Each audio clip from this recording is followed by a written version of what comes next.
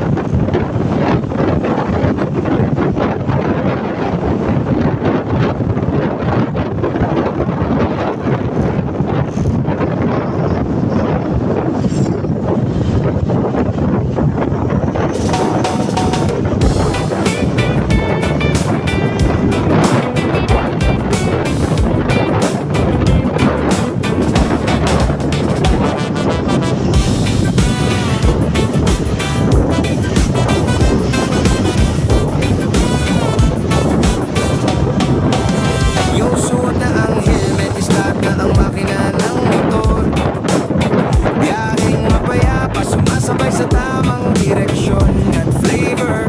Papa Pets TV na naman ang inyong kasama sa daan. Motovlog na may dalang saya sa buong kabahayan.